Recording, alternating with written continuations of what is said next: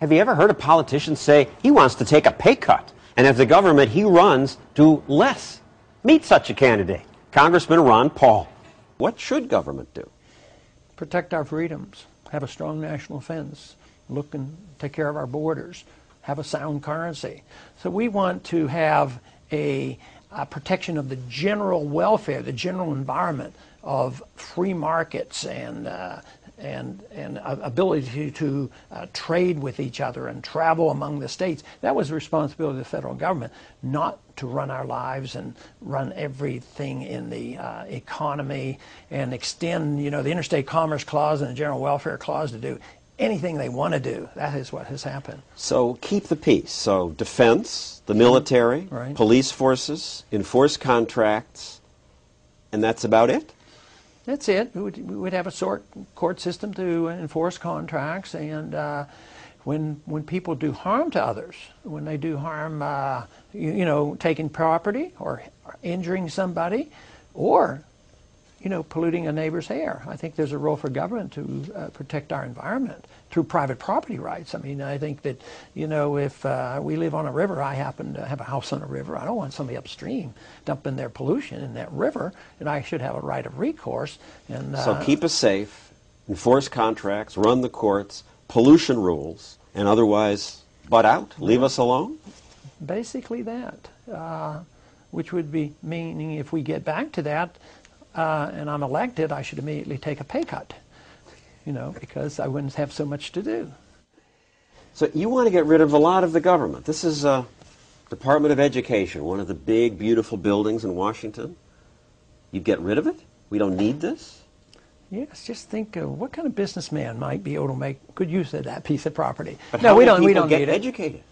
We might get better education. The evidence shows since the 1950s, since the federal government's gotten involved, the quality of education has gone down and the cost has gone up. So federal government should have no role? There's no authority for it, and they've proved themselves inefficient.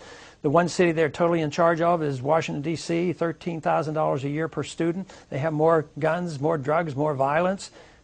A bad educational system. So there's no evidence that the government can do a very good job. Department of Energy.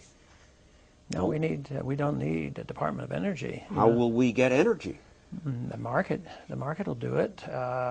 Supply and This is demand. just unnecessary? Oh yeah, there's no need. That serves the interest of big business. So if government needs an energy policy, what they're saying is, how do we take taxpayers' money and put the money in R&D, and which big company is going to get the largesse from the government? That's the kind of thing that encourages. What's wrong with that? The wise elites in Washington will pick the best investment. Well, it might end up that the subsidies might go to producing ethanol from corn, and it might turn out it is going there. It might turn out it wasn't the best investment. Maybe it cost too much to make the ethanol, but somebody made some profits off it. Other cabinet departments: Department of Agriculture, Commerce, Health and Human Services, Housing and Urban Development. You'd get rid of all of them? Yeah, of course, that's not on the immediate agenda, but in theory, they're unnecessary, and we should think about what kind of a country we would have without these departments. And I think we would have a better country, and all those problems that they're supposed to solve, I think, would be lessened. Commerce Department? We don't need the Commerce Department to have commerce? No, absolutely not. Homeland Security, isn't that a role for the federal government? Not really, not the way that's designed. That's the biggest bureaucracy of them all. There's some parts of that department that are okay. They put the Coast Guard in there, and they put FEMA in there, and everybody's bunched together. No, Homeland Security, how's it been taken care of for all these years? Pretty well. And I think it was failure of government on 9/11, not the fact that we didn't have the Department of Homeland Security, and we didn't have a national ID card, and we didn't have this constant surveillance and loss of our privacy. That's failure of government how? We spent $40 billion on intelligence gathering and didn't prevent it from happening. But the government was in charge of the airlines, FAA. They were supposed to inspect the people as they went on. You weren't supposed to resist any hostage takeovers, and they weren't allowed to have a gun. Maybe if you and I had the airlines, we might have said, hey, we want to protect our passengers. Maybe we should have a stronger door on there. Maybe we ought to give our pilots a gun. So it wouldn't have happened. 9/11 wouldn't have happened. So government creates the wrong rules, too many rules and the wrong ones? That's basically it, and most of the time, well-intentioned, but good intentions will not solve our problems. You anger libertarians when you vote against NAFTA, GATT, CAFTA trade agreements. You're too much of an idealistic candidate, they say.